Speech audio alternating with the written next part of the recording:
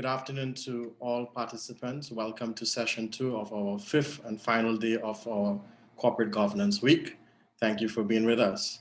In our session 2, we will be looking at the complexity of board evaluations in groups and conglomerates. And with us, we have Mrs. Gail Solomon, who is General Counsel and Corporate Secretary for Grace Kennedy Limited out of Jamaica.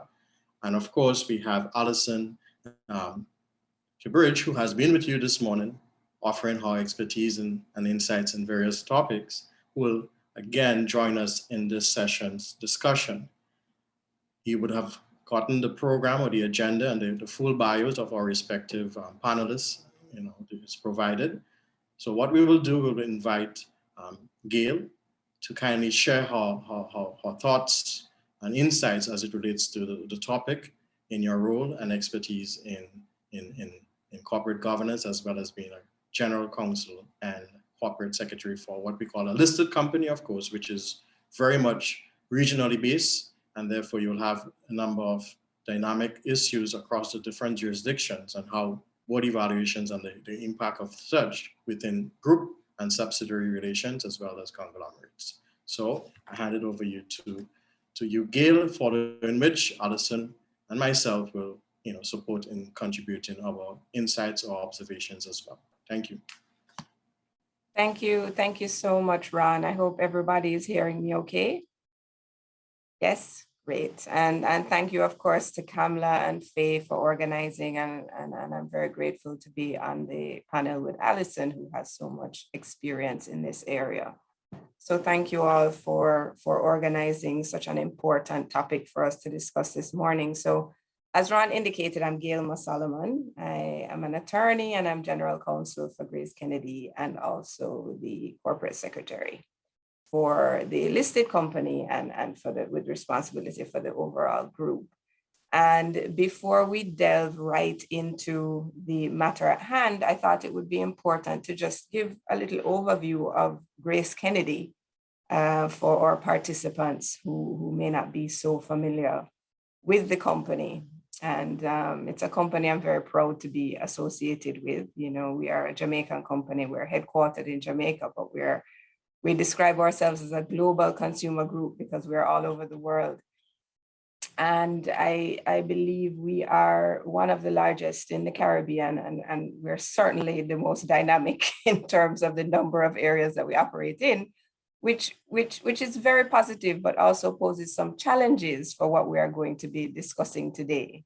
So we started in Kingston, just beside where I'm sitting today, in a small building in 1922. So next year is our 100-year anniversary. And you will hear us say all the time that we believe that our focus on good governance is what has allowed us to last as long as we have and to be as successful as we have been, and also underpinned by our principles of honesty, integrity, and trust. So GK, we have approximately 50 subsidiaries, about 40 are active, and we operate in food, financial services, we are in insurance, we're in banking, we're in remittances, we're in food manufacturing, distribution, and retail because we have a chain of supermarkets. We employ over 2,000 employees, and our operations are, of course, in Jamaica and across the Caribbean. We also have operations in Central America,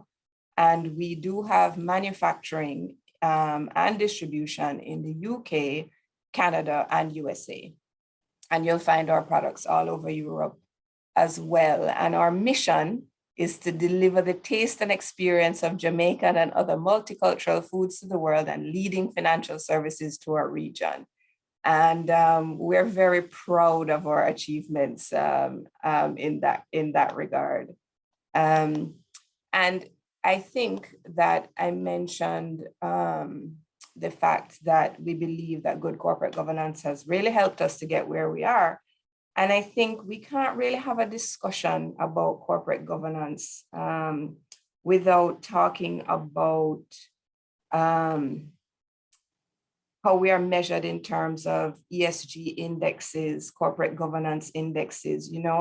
it has taken on so much more than what I think we traditionally see as good corporate governance and monitoring our boards. It extends to our approach to diversity. It extends to our approach to the environment. It is really about being a good corporate citizen. That is really what good governance is about. And I see my good friend Camille Facey is on with us, and she knows that we take this area very seriously at Grace Kennedy. You know, we've actually won several awards from the Jamaica Stock Exchange and the Private Sector Organization of Jamaica in relation to good governance and best practice awards, and we are committed to this area. And you know, the only way that a process can work, I think we will all agree, is if you measure it. And so that brings us to the whole issue of the evaluation process and the board evaluation, which we're discussing today, which we all know is really wider than a board evaluation. It's an evaluation of the entire organization, starting with that entity that really guides the strategy and vision and has responsibility for risk management and ensuring that the organization operates as it should and holds management accountable. So, so we do have a very robust framework in terms of board evaluation across the group. And it is a process that happens for many of the entities, particularly, well, certainly for the listed entity, it happens annually. We engage in our board evaluation process annually.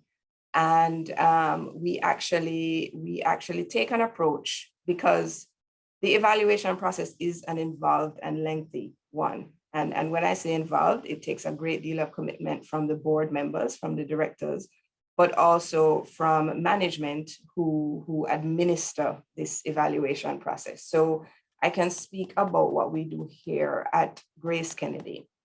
So we have a short form evaluation and a long form, and we alternate, between the two. And it is carried out by our business intelligence unit, because that is their area of expertise. So they administer the process and also share the results with us. We also, because we know it's best practices in terms of good governance, we also every 3 years have an external entity complete the process for the listed entity. So some of the things that we look at, so a little bit about the long form and the short form. So in terms of the long form, we look at the overall performance of the board members, their skills and attributes, so that we can see if there are any gaps and fill them. We look at preparedness and participation in meetings, effectiveness, their understanding of their responsibilities. And this long form process allows you as a board member to evaluate yourself, but also for your peers, your fellow directors, to evaluate you as well. So it's a full 360 process. And then you also have an opportunity to evaluate the board. And that is what happens in the long form. Both happens, the self-evaluation and the director evaluation, as well as the overall board assessment. And in the short form, we really focus on the overall board assessment. And so the more emphasis is placed on the overall performance of the board. How are the board dynamics? Is the structure appropriate? The content of the board papers and information received, the conduct of meetings, and how well are we monitoring risks and trends? What are our competitors doing? Are we looking at that landscape effectively? We also at GK evaluate our audit committees, because we see all our committees as very significant components of the structure, but the audit committee plays such a significant role that we find it important to evaluate them. And so they are on the same scheduling as the boards, where you do a full form and a short form, and it alternates. So I had mentioned that apart from our very competent business intelligence unit that carries out this process, we do use an external party every 3 years. And last year we used the International consultancy firm, McKinsey & Co. And that exercise was very useful for us because it's always good to have that independent eye. And so they focused on governance structure. They focused on how well the directors work together. Are we spending the time on the right things? And what were the directors' perception of the overall board? And I'm proud to say that we scored at 8.5 out of 10. So of course, there's room for improvement, and there always is. And we got some great takeaways from that process.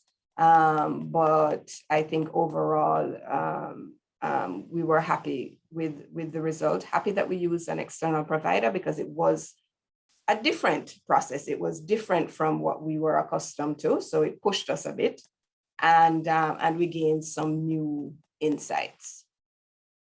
So that was positive, and we can talk some more in the Q&A if persons want to delve a little bit more into what that exercise looked like and what were some of the main findings coming out of that. Now, in terms of I think the question was asked about how exactly the evaluation is administered. And again, if there's anywhere that we want to get into more detail, I certainly can provide that. But we do it online. We do primarily the evaluation is done online. So there's an instrument that is administered by our business intelligence unit through the corporate secretary. And it's essentially quite a comprehensive survey that directors are asked to fill out. Now, when we do the long form, which includes the evaluation of the individual directors of themselves and also by their peers, that one is followed up by a one-on-one interview to discuss the findings of that peer and personal evaluation. And that interview takes place with the board chairman, as well as the corporate governance and nomination committee chairman. So it would be three persons in that interview, the director, and then those two chairs. And we go through, of course, and discuss strengths and weaknesses, opportunities for growth, opportunities for improvement. We try to ascertain that directors still have sufficient time to focus on the matter at hand. I mean, we do get quite granular in those discussions just to make sure that we are doing right by our directors and vice versa. And of course, it gives an opportunity in that closed setting for directors to be very frank about how they feel about the performance of the board, their own performance, and the performance of their peers, and even the management as well. So we find that to be a very effective process. Now, I mentioned earlier that my group CEO has a saying that what gets measured gets done. And he's absolutely right. You know, measurement is such a key component of success. And so what comes out of this process is an action plan as to how are we going to improve. If there, obviously there are always areas for improvement, no matter how high you score. So what is required of the boards following the evaluation process is an action plan as to how are you going to close these gaps? How are you going to improve on the areas that have been identified as having room for improvement? And those action plans are actually submitted to the Corporate Governance and Nomination Committee of the main board of the parent company, the listed company, so that we can monitor and track and ensure that the boards and the audit committees are doing what they committed to do to improve their effectiveness. So I think that's a very important component of the process. And naturally, the evaluation itself, as well as the action plan, are discussed by each individual board. So there's buy-in and agreement. The boards are aware of where the issues lie, and they are part of the discussion in determining how we are going to improve. So that when they're being held accountable, they're aware of what the issues are. I believe I was asked to touch on what are some of the challenges, because in any process, there are always challenges, and there's always room for improving the effectiveness and efficiency of the process. And I mean, for us, I would say, being a large and diverse group, I would say that time. So our business intelligence unit is not a large unit. And so to administer those surveys and to provide these comprehensive reports is very challenging. And so we're always looking for ways to make that more efficient, maybe to make it less manual. I would also say that because of the number of boards that we have, the timeliness in actually getting those evaluations out and completed can be challenging, because our objective is always to do it, the evaluation. So for 2020, you would want to do the evaluation between January and March of 2021, because otherwise people forget.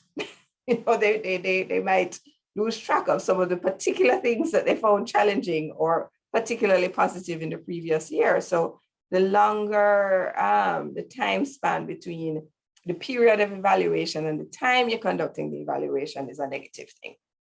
And so we do find that because we have so many boards and then we have the audit committees as well, it's difficult to get it all done in the first quarter of the subsequent year. So that is a challenge that we're always trying to work through. And I mentioned that, there would also be constraints on the actual unit. I would say too, because the evaluations are carried out by human beings and not machines, there is some subjectivity. So, we are evaluating each other, we are evaluating ourselves. It's not a perfect science, but we do always encourage directors to be as frank as possible so that we can really get the best out of it. But I would say that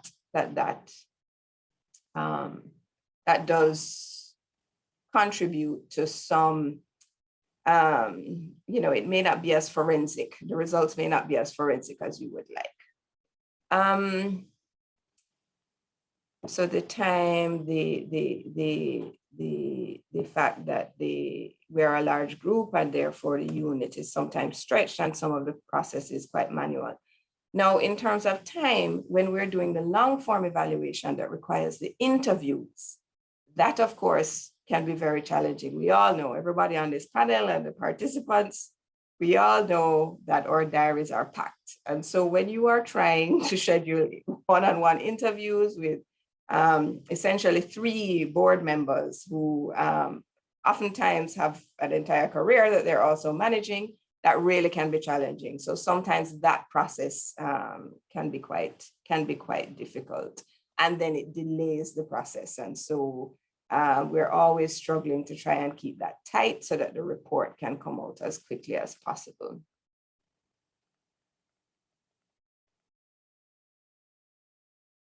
I am just making sure that I'm touching on all the areas that I was. If you don't mind, I mean, just to add to the area of discussion on challenges. Yes, right. So, you talk about a time constraint due to the size, the diversity of the group, the level of subjectivity that we have to be mindful of. Yeah. Yes. I was interested to find out, based on the subsidiary level. I mean, obviously, first of all, how long has Grace Kennedy been doing these board evaluations across the group?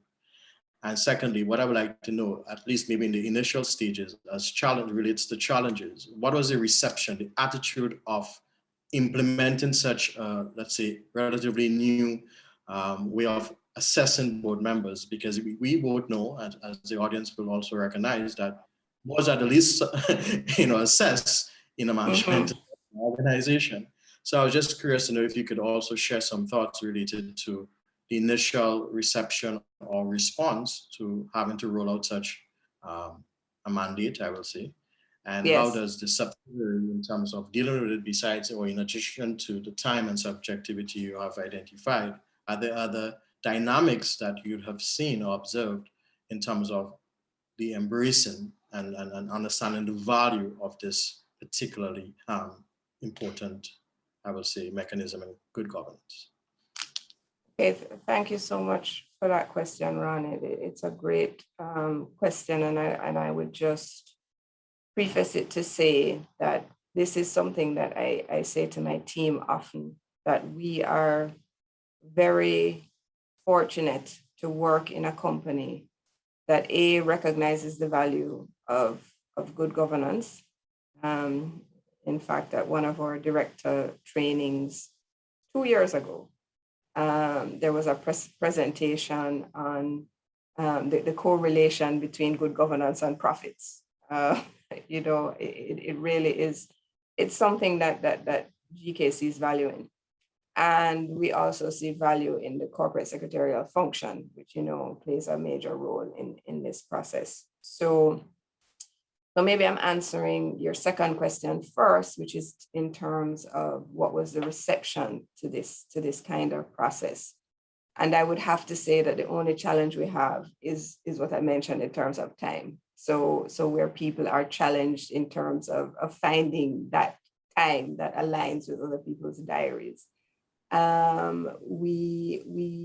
We definitely do not get pushback from our board in relation to training, because we do a great deal of training across the group for our directors, nor in terms of these evaluations. It's actually day after tomorrow is my anniversary, 5 years with the Grace Kennedy Group. And so I can't tell you definitively, when this process started, but I do know that it has been happening certainly since 2013.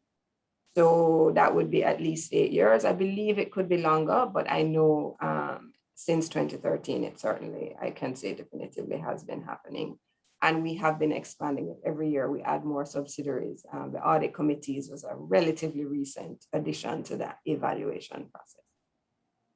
Can you say whether or not you have operations maybe with your subsidiaries where it was a rules-based requirement depending on the jurisdiction? Yes. So absolutely. I mentioned that. So Grace Kennedy Limited is the listed entity on the Trinidad and Tobago Stock Exchange as well as Jamaica Stock Exchange. And of course, that is an obligation there. Now, I mentioned that we are in financial services, not in US, UK, Canada, but in Jamaica and across the Caribbean. We have insurance, we have a bank, and we have remittance services. So for quite a few of our regulated entities, the board evaluation process is actually a regulatory requirement. And so we were compliant, even in some cases, even before the regulations asked for it. Because I asked because we are also observing in Trinidad among listed companies uptake of the, I would say, implementation of board evaluations over the last, let's say, 5 years, of course, being led by those in the financial and insurance related sectors for obvious reasons. But those that are not necessarily required to, in terms from a voluntary perspective. So on a principles-based perspective, then we have seen a number of them voluntarily, introducing these type of evaluations, which I think is a good sign of the evolution. And I've also, from my own individual capacity, I've seen private owned companies, though small to medium, having the, I think, appreciation of what it brings, and therefore introducing it, maybe not at the large scale or to the complexity or granularity as you would have done at Grace, but there's a general momentum, I would say, that the more progressive directors and boards are beginning to see the value in it. But the question remains, as you said, the ongoing debate of the correlation or the association between performance of the organization and that of the governance. But that will take us into an area that we tend not to focus on in terms of measuring. So it's clear, I think, relatively easier to measure financial performance. Yes. But in our context today of ESG, well, recently it is now co-branded or rebranded EESG, because the employee has to be now a focus. Absolutely. How is Grace Kennedy, therefore, in evaluating its directors and therefore the strategic outlook of Grace Kennedy within that social context or social and environmental context, is incorporating an understanding of its performance in those areas through the evaluation. Has that been done, or is something that it's on the agenda to be considered? So what I would say is that this is something that Grace Kennedy has recognized. So we do have a number of activities in train that I wouldn't want to get into too much detail on, because we're partnering with NGOs and other entities, and we're in the process, where we are very cognizant. I think I said in my opening, you pointed out it's now ESG, and you're so right, that if you are not paying attention to that area and measuring yourself and telling people about it, you're going to be left behind. And so, focusing solely on good governance and speaking about that is no longer enough. The landscape is changing, and these demands are being made of us, not by our regulators, or not only by our regulators, it's really by our consumers. It is a generation that demands that you have a purpose that they can align with, that demands that you are not just profit driven, that you are committed to your employees, you are committed to your communities, you're committed to the planet. And so we recognize that, and we are actively working. The reality is that I think because of who we are and how we operate, many of these things we are already doing, but are we measuring them in a way that we can share with the world so that the world can hold us accountable? And that, Ron, is what we are really working on right now. We're engaged in a couple of pilot programs. We're very proud of the corporate governance index that the Jamaica Stock Exchange has issued, because we see that as a step in the right direction. And there are other areas that we are looking at to kind of broaden that spectrum so that we are being held accountable by our shareholders, by whoever is benefiting from our financial services and also eating the good food that we make. We are committed to letting the world know what we're doing and how we're going to improve in those areas. As an observation, you're correct to say that if you look at the genesis of how these evaluations and so on began to take place, besides the compliance issue that would have been raised by regulators, for instance, it's really stakeholder driven in that sense. Why boards are expected to do, or companies are expected to do certain things, and putting it in the context of the redefinition that we have seen recently stated by the roundtable in the US, as well as the, I think is World Economic Forum, that the business and society dynamic has to be more focused. And therefore that, focus on profit, while it's important, cannot be the only way you measure and you add value.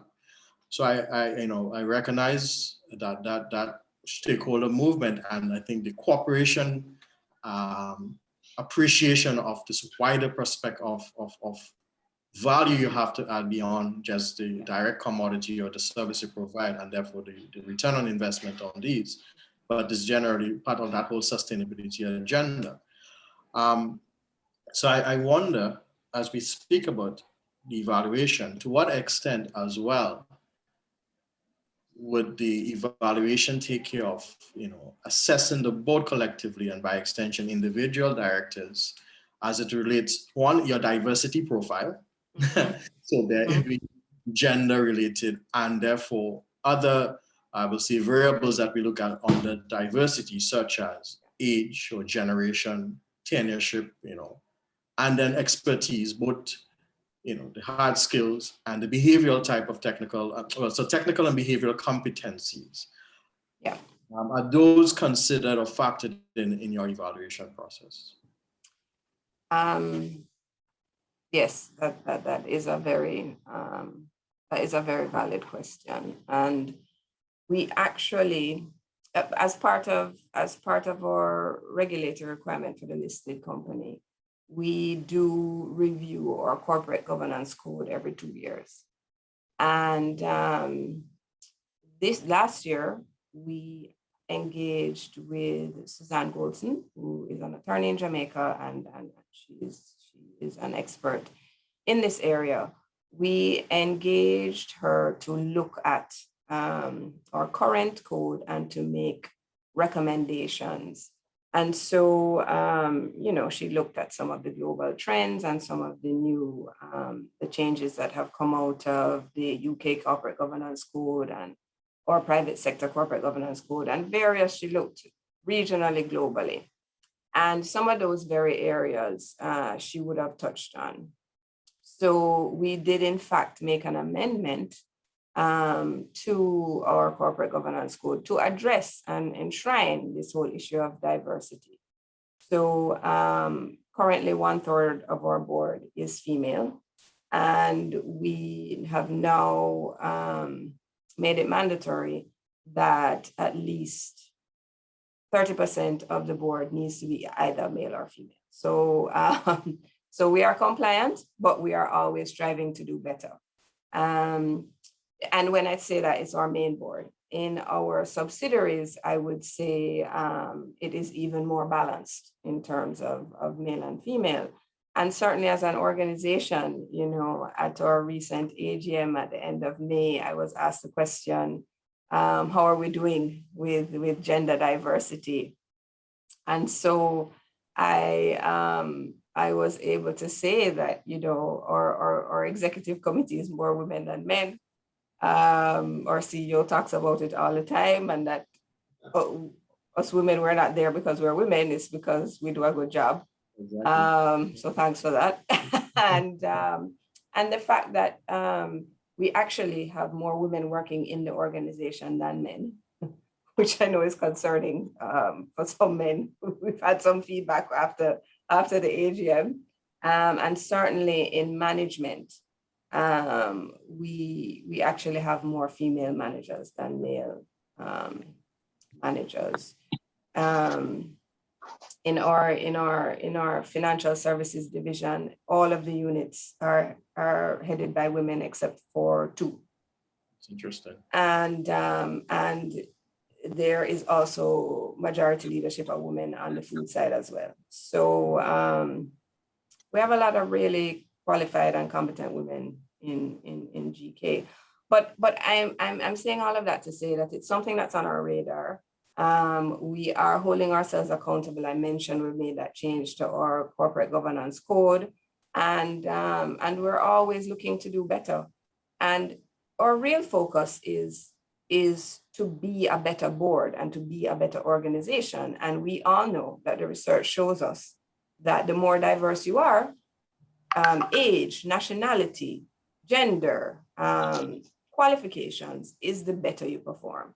So that is something that we're always looking at. One of the core functions of the Corporate Governance and Nomination Committee is to look at what we call a competencies matrix for all of the boards periodically to see where are the gaps.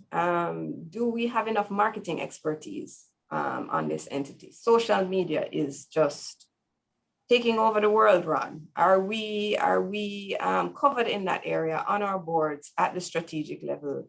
How are we doing with that? And we have those areas in focus. You know, someone has asked the question, and as you speak about the approach and your methodology of evaluating and using for the long term or the longer type, more in-depth, comprehensive assessments, you know, you use an external resource. Yes. And the question is whether or not, you know, the question is, you know, how often, and I know in all fairness to you, 5 years you can speak to, you know, definitively since the leadership, but is there a timeline of frequency of changing external auditors, or have you relied, you know, on the same one over the period of time you've been there? Great question. So, so in terms of the external evaluation, this was actually something that came out of an amendment to our corporate governance code about 4 years ago. So last year's evaluation was the first time we committed to doing an external evaluation every 3 years. And last year was the first time. So we have not committed in our policies that we will use a different external evaluator each time. But that is something to consider. I actually hadn't really given it significant thought.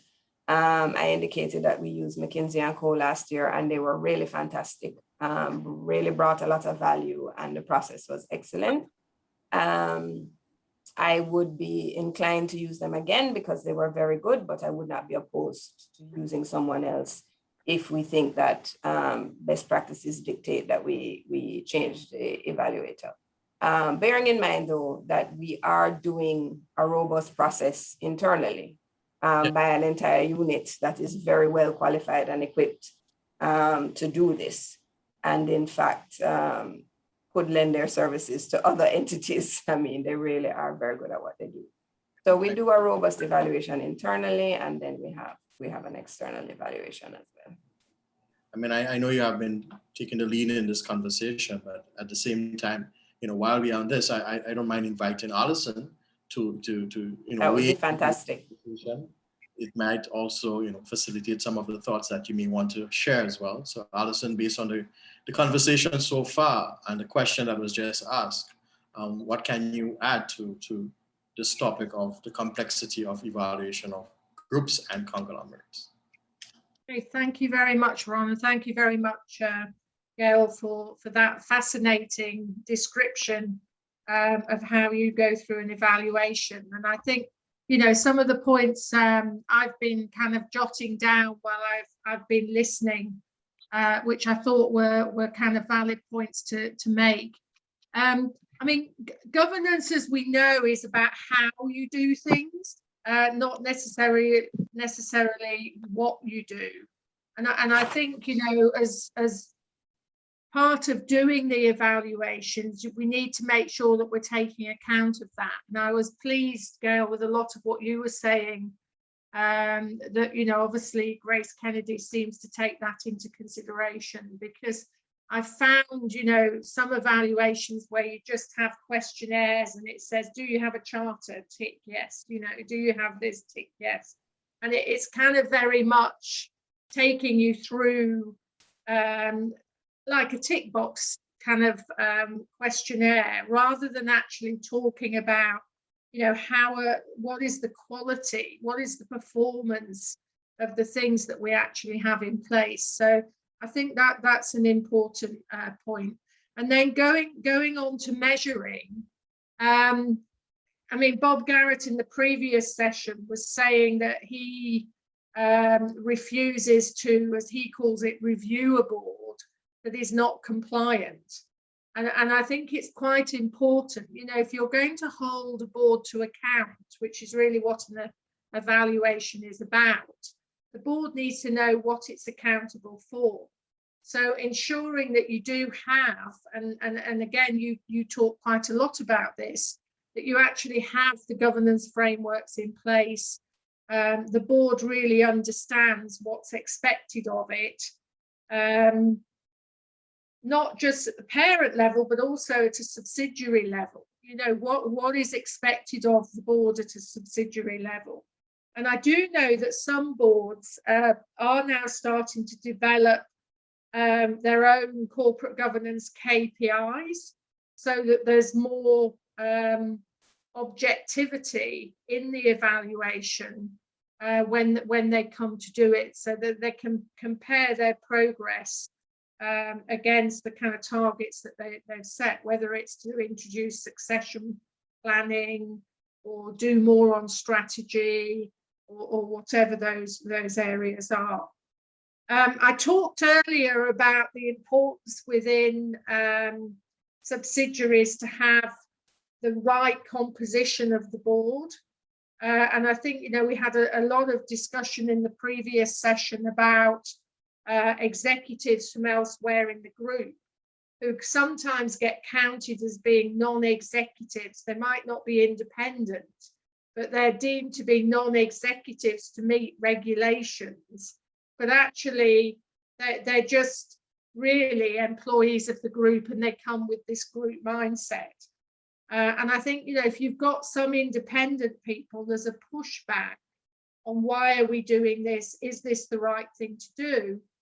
And you know, those kind of issues, whether it's issues on, is the group strategy the right thing for us as a subsidiary? How do we align ourselves with some of the things that are coming from group? You know, that all kind of helps in that discussion about how is the board performing. I liked, because I had written it down and then you talked about it, this idea of ensuring that there is a process in place and that the subsidiaries know what the process is and that they kind of buy into the process, that it's not imposed upon them, so that they understand what's going on, they understand the value.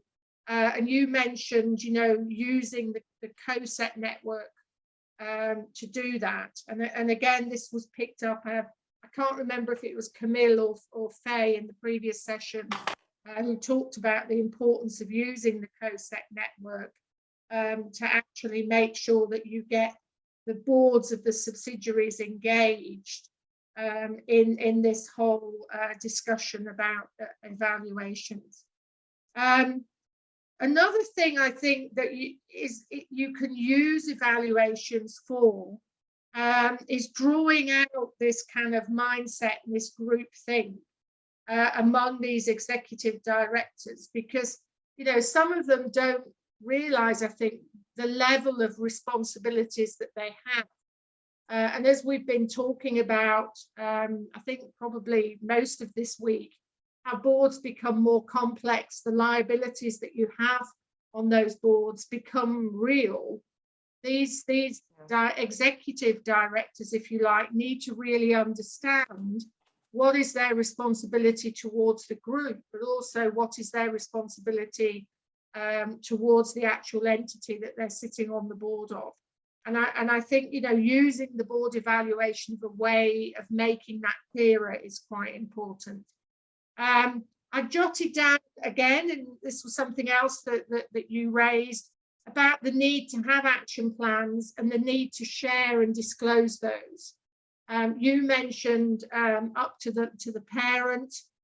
More and more we're now seeing around the world disclosure also out to other stakeholders. So if you look at you know, the annual reports of many of the parent companies in the UK, they now go into quite a lot of detail about their board evaluations, about where they, what they wanted to achieve from the evaluation, and therefore what outputs or actions that they have got from it. I think another point really is to also, and we talked a bit about this in the previous session, is to recognise that the subsidiary has its own issues, and not to assume that because it's part of a group that the issues that the board has and is trying to tackle will be the same as the issues at the parent company. So I think it's quite, you know, important to make sure that those local issues come out as part of the evaluation, and that the people involved in the evaluation feel that they can talk about those things, and that the board, the subsidiary boards, are given the space and the flexibility to actually deal with some of these issues, and they're not kind of dismissed by the parent. And then the final point really that I kind of had was, you know, you mentioned board dynamics and the subjectivity that sometimes comes into the discussions. And I was, as you were talking, I was kind of making some notes, and I kind of, you know, I often like to talk about board dynamics and different models as to how people act in board meetings. And I think training in that area, especially if you're going to be doing some peer reviewing within your evaluations, is very, very important, so that people understand why other directors are acting in the way that they're acting. And that, you know, you have to have different styles within the boardroom to get to your effective decision making. If everybody thinks the same and has the same mindset, you're not actually having effective decision making. Okay, so Ron, I'll hand it back to you, and because those were the additional points I've just written, because as we mentioned earlier, most of the points I was going to talk about we discussed in the previous session, but hopefully that complements and adds to what Gail was saying. Absolutely, and thank you for those.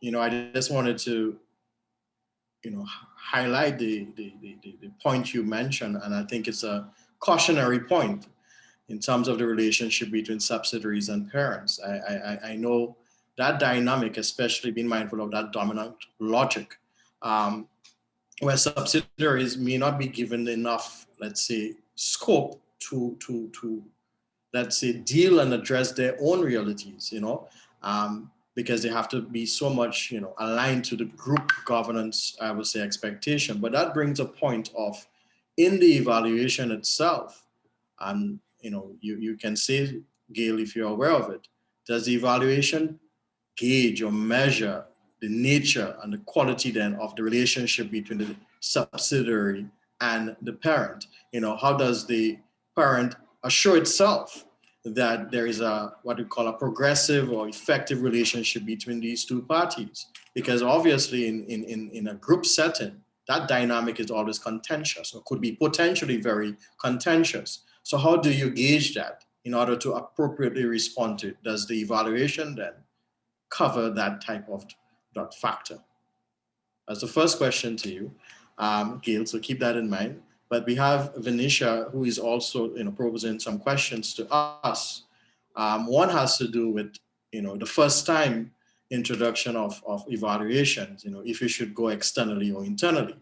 My response to that is dependent on your resources and abilities within to take it on internally. So I will say, before the other panelists weigh in on this particular question, I will say, Venetia, that it depends on the organization's level of resources internally that it can allocate to appropriately go through this process internally as a first timer, to learn from it, see what you can derive in terms of how you can improve with your action plan, etc. And as you become more, I will say, complex, then the external parties may be able to add the kind of value that you require. However, even though it's a first time attempt, for a board that is highly dysfunctional and wanting to make changes and using an evaluation, let's say, mechanism to help create their case to know what right to do or best to do, in circumstances like that, you know, in my opinion, I'll go externally, because it removes the level of subjectivity and conflict on the first time basis, because you better get and I've been involved in such an evaluation where, because of the, let's say, the dysfunctional nature of the board, and therefore how they will respond if they do it internally, an external party serves as a good buffer and a level of objectivity and independence to navigate this process. But I will ask Gail or Alison to respond to that question, and as well as the one with the subsidiary relationship on the board, if that is captured in the evaluation process. Gail, do you want to go first? You can go first, Alison. Go ahead. I've talked quite a bit. I mean, I would agree with what Ron was saying. I think it really does depend on your board.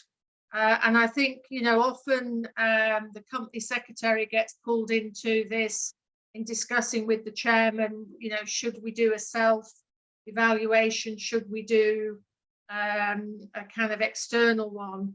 And I think, you know, as Ron was saying, it's know your board and know, you know, if you have a very dysfunctional board, I would get probably an external in. I know many boards, if they're a bit fearful about what's going on, what's the process, it might be better to try and do something internally to start and get them comfortable with the idea. And then they can go out for an external one.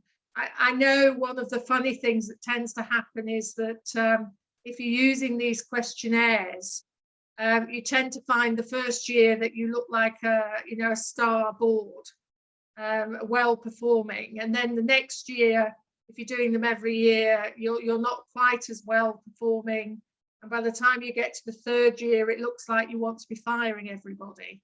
And actually all you're getting is a more honest board. They're beginning to realise that actually we can talk about these things and express our opinions. And so I'm always worried when you're in regulated organisations where the regulators want to see these evaluations, that they kind of get it, that if you're starting off the process, that directors can take a few years to get into the swing of it and actually be honest and talk about these things. So I think we do need to have a bit of care and a bit of reality checking about the results that sometimes come out of these questionnaires, if they're the first evaluations that you've been, you're doing. Over to you, Gail. Thanks for that, Alison. And you're absolutely right. Nobody likes exams. Nobody likes tests. Nobody does. I mean, I certainly don't know anyone that does. And your board would be no different. So Alison is 100% right that it is really the job of the corporate secretary, whoever has been tasked with the responsibilities to ensure that it happens, to assess your board and determine what is the best way to introduce this process. I think the most important thing is to introduce it. That is the most important thing. And then naturally, you want a report that is going to be respected by your board. You don't want them to be able to poke holes in it and determine that it was not professional, it was not accurate, it was not. So you do want to aim for the stars in terms of the quality of the process and the instrument. But you shouldn't aim for the stars to the detriment of actually getting it done.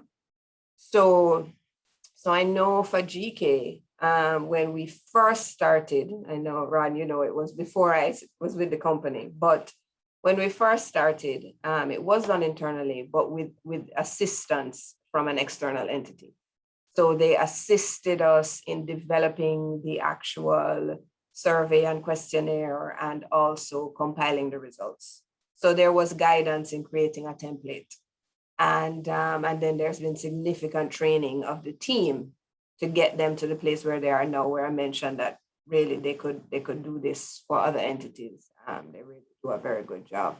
So I think that would be my advice, that it can be done internally, it can be done well internally, but you do want to put your best foot forward and recognize that we're all human beings, and your board is nervous about being evaluated too.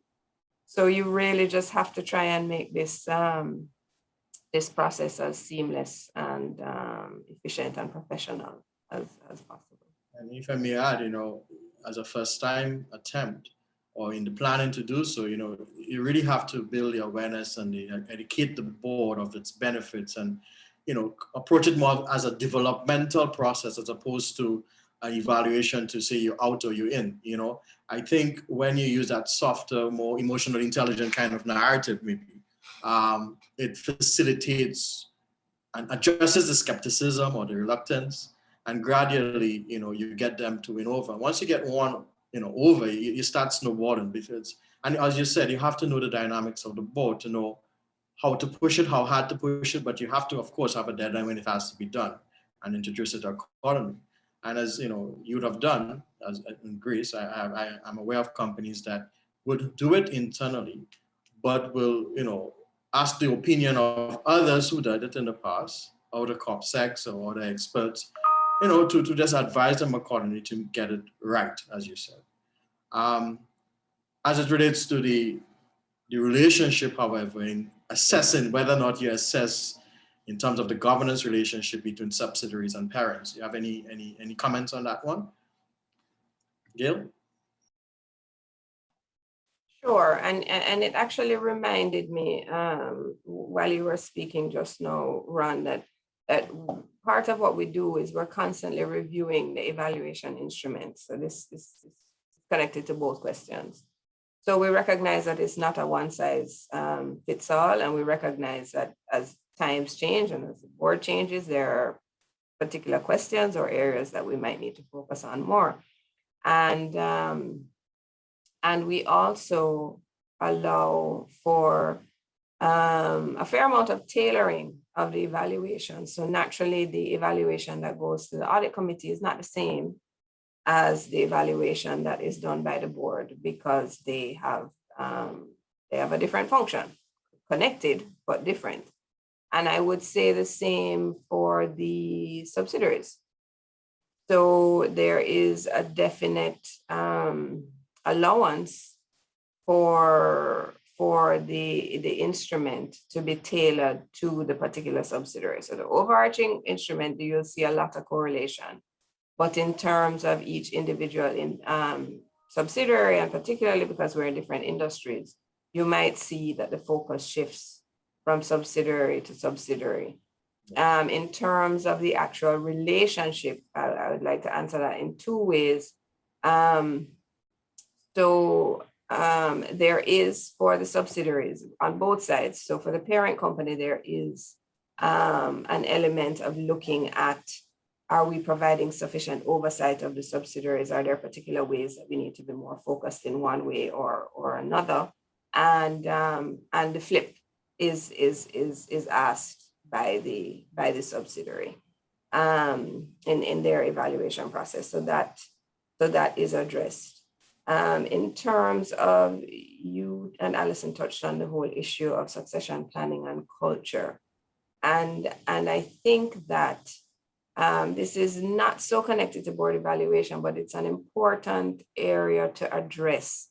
And so a big part of our corporate governance process is, I mentioned the director training, which is a huge component, and the evaluation often feeds into training.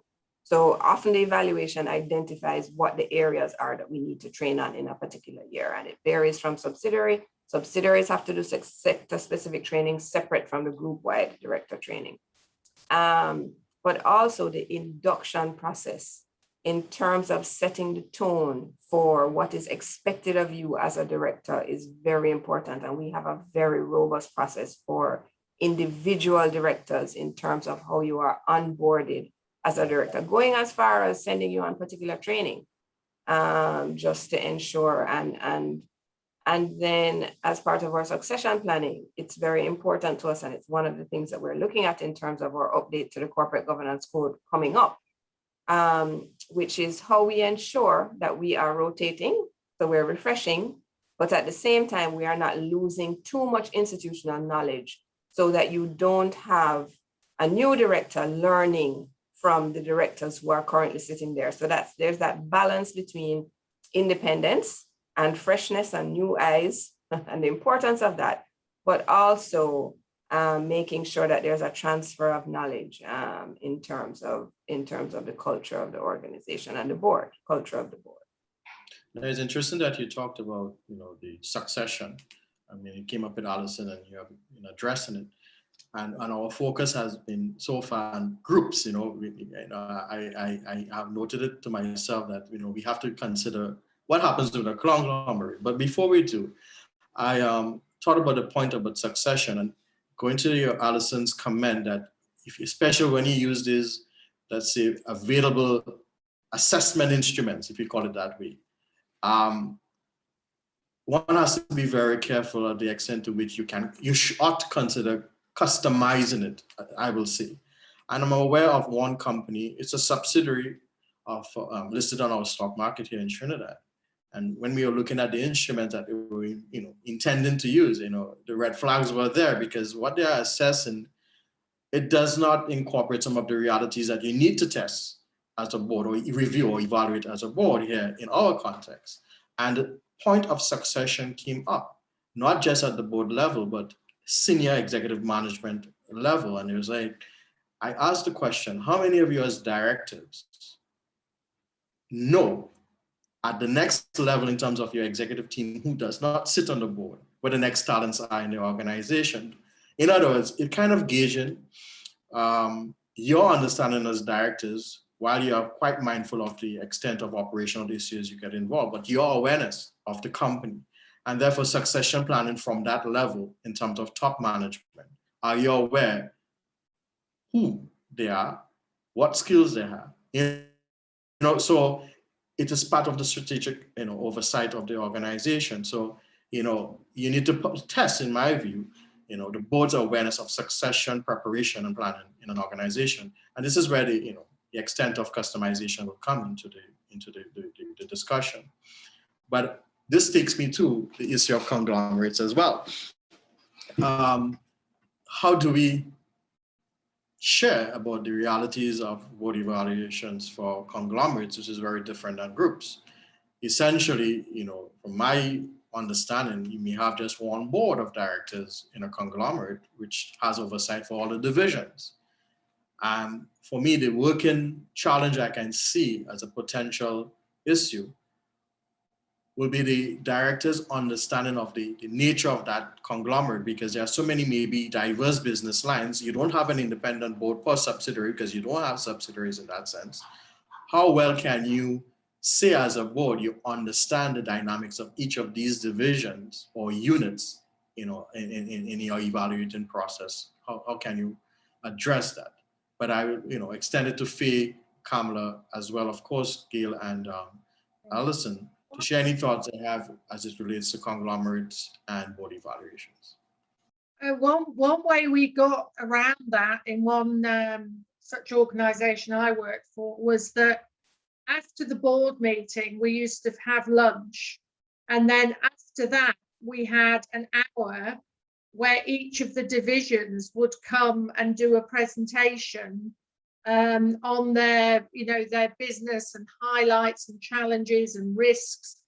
And the directors, it was kind of a voluntary thing. They didn't have to go to it. But after the first one or two, we used to get 100% attendance because they were quite useful, and often they went over the hour because obviously if the directors wanted to continue asking questions, they were able to do that. We didn't say, oh, you've had your hour, that's it. And we found that a very, very useful way, because we were having monthly board meetings. So we managed to get through, because some of them would be divisions, some of them might be products. If that product was quite a large percentage of a certain division's, performance, we might just do it per product. And the board found that very useful because they were able to then learn more about the business and about the issues to do with that business. So that could be a possible way of doing it. Certainly. Ron, if I may, I would certainly agree with Alison on that, but I think that is almost an imperative for boards in those kinds of organizations, because it doesn't only add to the evaluation, it adds to the question of identifying successors and developing the strategy and really understanding the entire organization as a whole. So it could also be seen in the context of almost board training. Board training doesn't have to be some alien thing. It could be learning about your business some more and different things like that. So I think that's an excellent and very beneficial exercise for boards to conduct. And it speaks to Faye, as Alison talked about, the induction process. Mm-hmm. Some boards will make it mandatory as a new director to go through each division, and learn about those divisions and what they do, which by extent continues that education curve by having those kind of presentations that Alison mentioned. So it's imperative, I agree. That's where you get around making sure that understanding and alignment is there. Yeah. And in another session that I was involved with, one of the points that came across is that when you have these kinds of induction exercises, they also provide a refresher for those directors who've been on board for a little while. So there's a sort of all-round gain to doing exercises like that.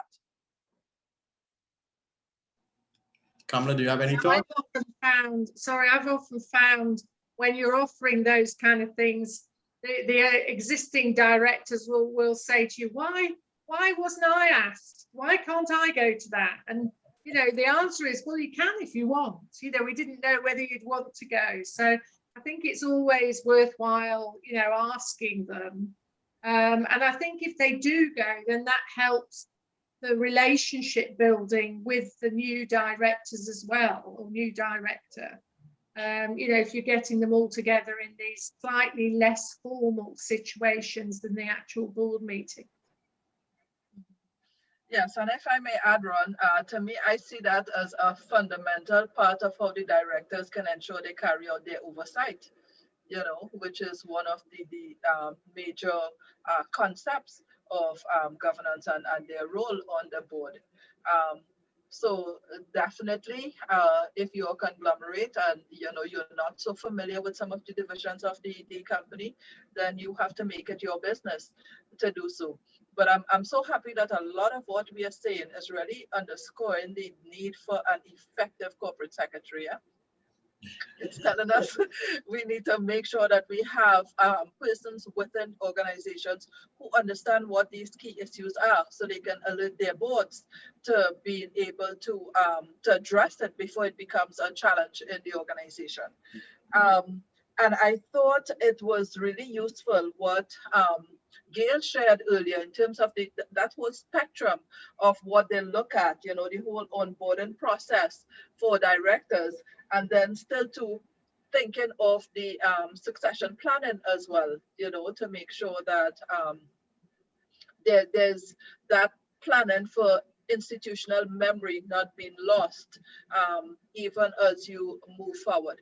And there's an interesting question from Venetia in the chat as well, and she wanted to know what is your view on the benefits of the subsidiary level board review process if that company is really just a paper company. And you know it's not staffed, or it's minimally staffed, and there are companies like that in the region. So who would like to give an answer? I mean, I think it's worth looking at them, and I think that the point you made, it's a review rather than an actual full-blown evaluation. So just really asking, you know, is this company, should it still be a paper company? Who's on the board? Have they got the right skills and experience? How often are we having meetings? Is that, you know, so there is a review process that you can go through. It obviously wouldn't be as extensive as the one that Gail was referring to. I know, Fee, you've got your hand up and you're nodding. So. Yeah, no, I absolutely agree. I think part of your corporate governance processes should include, especially if you're some kind of conglomerate or group structure, a review of the group structure. That is because over time, sometimes you have these companies and people don't quite remember what they're there for and what role they play. So it's really important to review a structure that is really doing what it should for you. And in that process, reviewing these companies as to whether what is their purpose and are they appropriately serving that purpose, and is their governance appropriate to that purpose that they're serving. But I had also wanted to pick up on Kamla's point where she spoke about the need for properly well-trained, qualified company secretaries in these organizations. And I think one of the things that we really miss the boat on is the chairman, because the chairman really, if the chairman isn't listening to the company secretary isn't going to get very far. And there are companies that you know, people feel they know what they're doing, and they treat the company secretary as though it's just that sort of functionary role. And chairmen really need to understand their role in some of these finer points of corporate governance, in the induction and orientation, evaluation, the training, succession planning, all those things. So I think some form of training for board chairman is also something that should be looked at. And I agree. And what it also points out is that individual directors must be aware of that general responsibility and that proactive nature that you expect from them. So let's suppose the COPSEC is not proactive, or either the chairperson, then the individual director, it does not remove that responsibility to bring these things up for consideration. So it's a real collective effort, and it's not just to, you know, assign to the COPSEC or the chair, and by extension the governance committee And then often they don't have a governance committee, so the COPSEC really has to fulfill that role. So the awareness of those kind of functions and so on is very critical for each director, COPSEC, and the respective chairs or nomination or governance committee. So it brings back to the overarching point that as boards and as individual directors, you have a very important role to play in all these areas. Yeah, it reminds me of also the session we did on induction and orientation, Kamala, where some of the speakers were talking to the fact that if they're invited to go on a board, you have, as that potential director, to do your homework first. You have to do that to really be able to contribute. You need to do those things, learn those things, whether those things are in place, and make a decision whether you really want to be on that board. And, I remember her saying, there's some boards that if these things are not in place, I'm not going, I'm not interested. So it's a responsibility. Or alternatively, they're not there, but they're willing to entertain it. Well, fine. Yes. Because it's to build and improve. Excuse me. Yes, but Faye, sorry, Ron, I just wanted to let Faye, I'm absolutely taking note of her point. I understand and agree the role of the chairman, and I'm going to ensure it's on our agenda for Governance Week next year. Of course. I was just saying, anyone in the audience, who has not, for example, put a question in the chat, you open, to weigh in. We invite you to raise your hand, or so if you would like to have a question or you have any comments to make. Yeah. Please feel free. Ron, just while we wait for any questions to come in, I mean, the one thing I agree with the comments that have been made, and the one thing that I would add to this, particularly this point around training, the fact that we really do need our corporate secretaries to be qualified and trained, and we need our directors to be well trained. The induction process, the ongoing training, hugely important, and naturally the chairman who steers the ship and sets the tone, and that relationship that Kamala mentioned between the chairman and the corporate secretary, hugely significant. To be a great deal of mutual respect. But what I would also say, and we all have a responsibility to ensure that this happens, is that there is no substitute for experience. So you could have the most significant and high level and fantastic training in the world. However, you don't truly start learning until you are in the seat, until you hold the reins. And so I am sure we are all familiar, maybe Alison to a lesser extent, but those of us from the region, with career directors who are, and even career corporate secretaries, I mean, because, that's a separate discussion, but who are these career directors who are on numerous boards and have been doing so for such a long time. And we are grateful for them because of their experience and what they can impart. But at the same time, we must make room for new people. And when I say new, I don't necessarily mean young. I mean, of course, we want age diversity always, but we need a diverse group of people. And the only way that we can improve the cohort and the quality of the pool is having more and more people in the seat. Yeah, but that's an our pricing policy. Yeah. Can I also add to your here that reminded me that a question I wanted to ask you, which is this whole concept of overboarding. We had quite a discussion on it yesterday. And so how does your group deal with this issue of deciding how many boards should a director serve on? That's a great question, Kamala, and I will be the first to admit that we're not perfect, and we do find it very challenging because of our size and the fact that we're in financial services and such a wide range of financial services and food. So what we find is to find a director who is not conflicted is very challenging for us in Jamaica and across the region because we operate in the two big sectors, the food and financial services. So that is a challenge for us. But we do, in our corporate governance code, have a definition of director and director independence, importantly.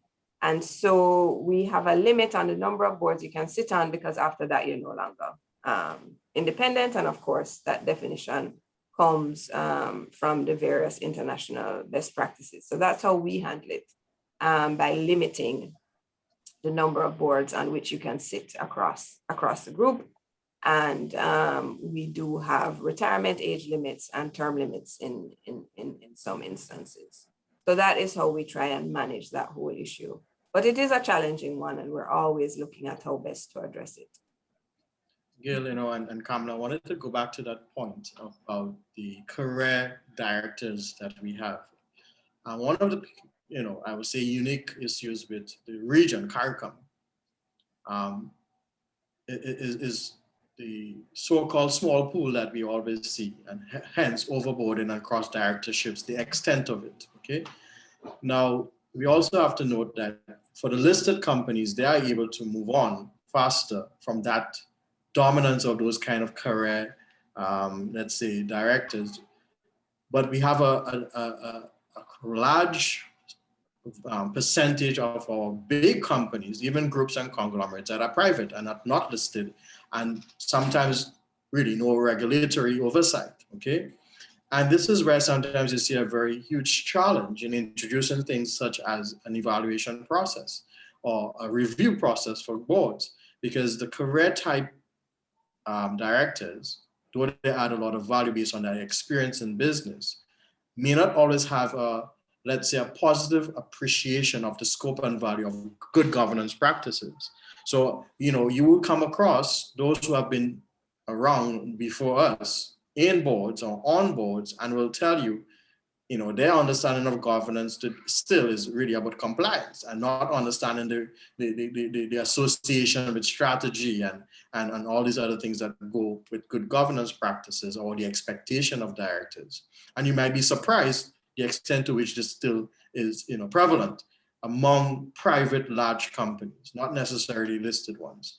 Of course, you have the progressive ones, especially with the family type businesses, moving on to the third generation if they have reached that point, having more non-executive directors coming on their board and introducing these practices. But as a challenge generally, I think in the context of the CARICOM region with the private companies who are predominantly family owned, this is not an easy thing to introduce in terms of evaluation or even educating them, because there's an attitudinal, let's say, adjustment that needs to be made, especially if you're an outsider trying to win them or advise them over into what ought to be done. And I think it's something that we should note, because business groups, conglomerates, they are also very prevalent in the private unlisted sector of our economy. So I just wanted to throw that on the table as very much a work in progress for the Institute by large in educating and promoting good governance practices. Yes, and I'm happy to share on that. I think that awareness is beginning to build in a lot of ways. And the fact that we have so many persons who have been very willing to come on board with us and share of their experience and help, get that conversation going, because our culture really does present some serious challenges. As I spoke at the beginning of today's session, getting persons who have the level of experience, at this level, and getting them to come on board and share, is something that's really important for us to be able to build and grow. So I think that, yes, the road ahead of us is pretty clear, but it's not so daunting, because we do have persons who see the value in that and who are willing to partner and collaborate with us and help us in achieving some of those objectives. Certainly. So, as moderator, I'm responsible to remind us that we only have like 8 more minutes for the session. So I would like to invite, each member of the panel, starting with Gail, then Alison, Faye, and Kamala, if you'd like to just make some last or final comments as we wrap up this session. Thank you. Gail? Thank you so much, Ron, and colleagues, and of course, all the participants. I see that my former CEO, Group CEO, Douglas Arain, is on, and I I would have to mention him as we talk about corporate governance, because he was instrumental in Grace Kennedy's shift in that direction, and really enshrining and ensuring that we had the framework and the policies and the resources to carry out this exercise efficiently. So I really have to recognize him. He should have been on our panel today, Mr. Arain. He is fantastic and has Don't worry, he's next. has a great deal of experience in the area. And I know he would have smiled when he heard me talking about making way for the younger generation, because, you know, that's one of the things that he's very bullish on. So, but thank you all so much. It really was a pleasure. For me, it's particularly exciting because sometimes the corporate secretarial function can be very insular and lonely. You sort of feel, even though I have a great team here at GK, you sort of feel as if you're shouldering this very important responsibility with not a lot of insights from others as to how it really works.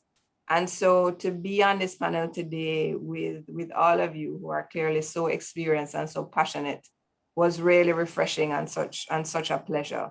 It is such an important area. I think that in the Caribbean, we have done a really fantastic job in terms of how we have developed and how we are developing, and the focus and awareness that we are bringing to this area. And so forums such as these are just invaluable in that regard. So I would encourage the Institute to continue the good work that you are doing, and we will all continue to improve in both our own entities and also in our individual jurisdictions. So this was very informative for me. I know I ended up speaking quite a bit in the beginning, but I actually learned quite a bit from the entire discussion. And I made particular note of some of the things Alison was saying about, you know, really boards being held accountable, because, you know, accountability is really where it's at. That's how you ensure that you are moving in the right direction. And we do have plans, I think I mentioned, to make more public some of the things that we are doing. And so being here today has just bolstered my resolve in that regard to make sure that we get there sooner rather than later. So thank you all so much for having me. It was a pleasure. Thank you, Gail, and thank you for agreeing and accepting our invitation for you to participate. Alison, any final words? Do you said many today? Well, again, really thank you, Kamla, for the experience, and you know, same here. It's always a learning experience. Thank you, Faye, for your contributions, which are always valuable and help. And it was interesting to hear what Gail said, and Ron, for your moderating. So as always, it's a pleasure to be involved in the you know, the Institute's discussions, because I think they bring out a lot of the issues, and we discuss solutions to them all, and it certainly gets my head thinking. So thank you all very, very much. It's a pleasure, and I hope I see you all soon. Take care. Great. So thanks again to everyone who participated, of course, to Gail and Alison for, you know, basically being the champions of this session, and for the, you know, the support received from Kamla and Faye in the discussion. I also, as a moderator, it was refreshing to discuss this particular topic as well, and I have gotten some valuable nuggets from your insights that you have shared, and we do appreciate it. So on behalf of the Institute, I thank everyone for participating. We are well within time, but now I'll hand you back to Faye to summarize the closing for this session. Thanks again, everyone, and keep safe.